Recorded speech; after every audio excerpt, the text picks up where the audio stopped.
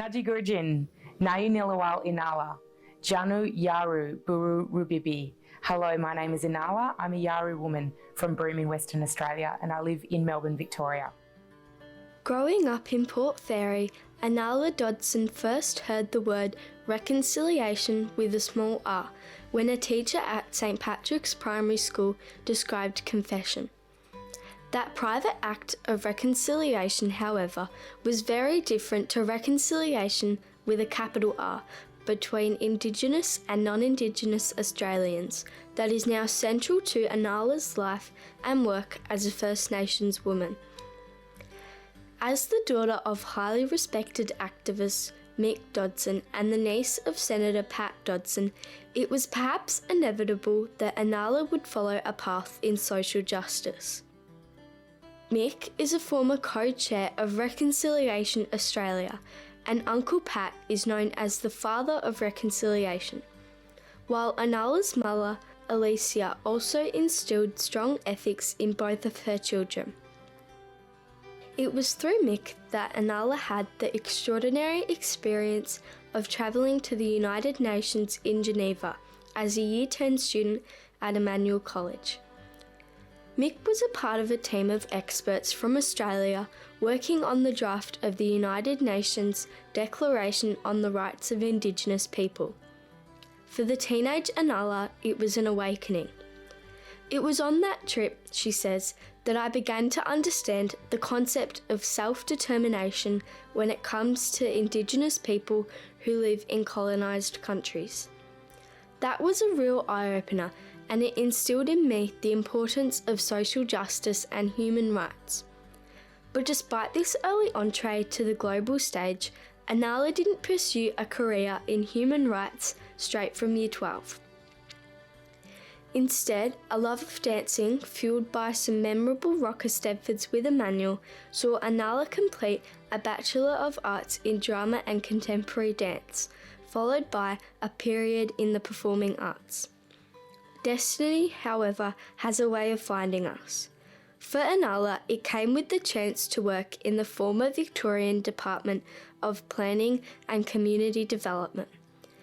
Inala was a project officer with the Ministerial Task Force on Aboriginal Affairs, during which she convened statewide forums between the government and local Aboriginal people. She also contributed to the Victorian Indigenous Strategic Plan. Her professional experience saw Inala return to the United Nations in 2010, this time in New York City, and this time not as an observer but as an assistant to her father, who was a member on the United Nations Permanent Forum on Indigenous Issues. It was, Inala says, a huge opportunity to see how the UN worked and to build an international network. The event also confirmed Inala wanted to study a Master's in Human Rights Law. Also in 2010, Inala transferred her advocacy skills from the public service to the tertiary sector, first with Monash University and now University of Melbourne. Here, she helps create culturally safe environments in which Indigenous students can flourish. At Monash University, Inala also worked as Deputy College Head of Residential Services and managing the Indigenous Leadership Program across 13 residential halls. Inala was then appointed as the Senior Advisor, Manager of Indigenous Strategy and Engagement at Monash, where, among other things, she provided strategic and cultural advice to the Vice-Chancellor and the Indigenous Advisory Council. She also worked with various faculties and departments to bring the university's Reconciliation Action Plan to life. Since 2017, Inala has been based at University of Melbourne, where she went straight into a leadership role with the Atlantic Fellows for Social Equity program. This program is a collaborative Indigenous-led project aimed at harnessing First Nations knowledge and skills and using this to create meaningful change.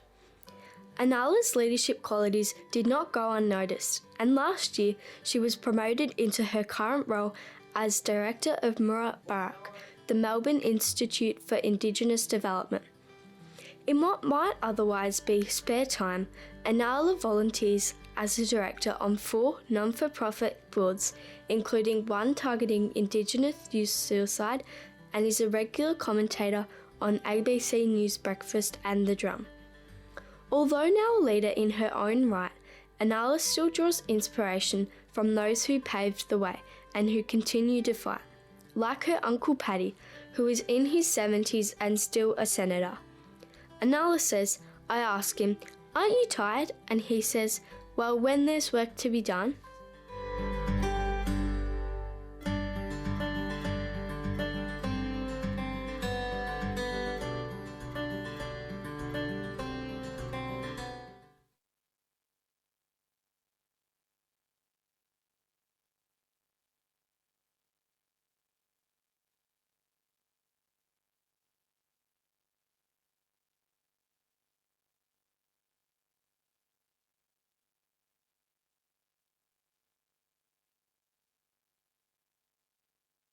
Really nice to see those pictures of when we did Rocker Stedford, because it was here when this used to be a basketball court, and there was a big stage at the end here. And I want to acknowledge Mrs. Mackenzie, who was a huge supporter of our performing arts and the Rocker Stedford with Trudy Sharrock. It's so nice to see you here tonight. And it's really lovely to see how this has all been transformed into the current auditorium, the stage. I still can't believe people are allowed in the convent as well, because, you know, when I was here, I was in the last intake of St Anne's, and Alison and the big girls who were in year 12 when I was in year 7, and there were still nuns living in the convent, so of course it was out of bounds. So seeing how the school has evolved is really exciting, and how it's grown, and particularly as well tonight, the achievements of young alumni is really exciting. I've got a lot of affection for Emmanuel, and I think about school a lot, and I don't know if that's normal, but at work sometimes people comment that I can touch type without looking at the keyboard. And I have to say it 100% is the most valuable skill I learned at school, because I use it every day. And it's always a bit of fun to remember Mrs. McCosh, who once the piece of cardboard was taken away from the keyboard, that was the test, that you wouldn't look down. And if you did, she would bang the big metre-long wooden ruler on the desk to shock you into looking up. There's so many other teachers as well who I've got such fond memories of, and who were inspiring to me and to other students of mine, including Paul Tobias, and some of those teachers as well who have passed away, including Mrs. Bastow and Mr. Hinkston, that really encouraged us to be who we were, be ourselves, and be good people. I also want to thank and acknowledge my oldest friend from Port Fairy, Bridie West, but she's always Bridie Quinn to me, who nominated me for this award this evening. And I want to say thank you to my family who got me through school, and to my husband and my son Buddy, who are here tonight. Thank you. And yeah, St Anne's and Emmanuel was really a wonderful place to go to school, and you know, I've got cousins who are still here, children of my cousins who are here too. And yeah, it really is a great place to learn and to grow and become yourself. The supportive environment that I had it's evident that that continues today.